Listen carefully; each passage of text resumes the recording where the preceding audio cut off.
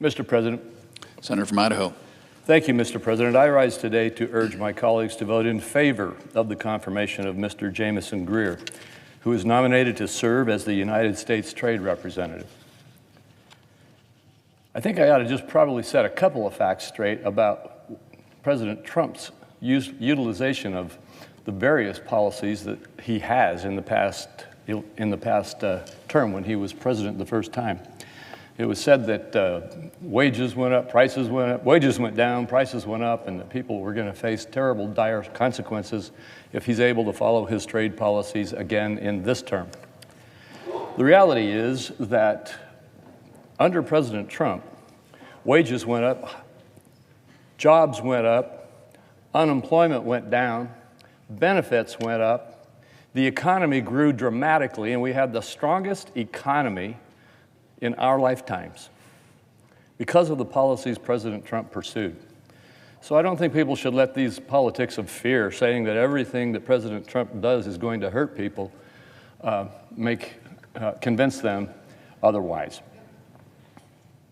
The office of the U.S. Trade Representative, created in 1962 by Congress, develops and coordinates U.S. international trade policy and oversees trade negotiations with other countries. The U.S. Trade Representative, the role for which Mr. Greer is nominated, historically and statutorily serves as the United States principal advisor, negotiator, and spokesperson on trade issues. Mr. Greer is well suited for these roles, as demonstrated during his previous tenure as USTR Chief of Staff, when he worked with both sides of the aisle in negotiating and securing congressional approval of the United States-Mexico-Canada Agreement, which passed the Senate 89-10. And I would note that the previous U.S. Trade Representative, who is now being replaced by Mr. Greer, and President Biden himself for the past 4 years, refused to actually negotiate any bilateral trade agreements with other nations. None. Throughout the nomination process, Mr. Greer demonstrated his strong commitment to work with the Congress in a bipartisan fashion to advance the interests of our farmers, ranchers, fishers, and workers.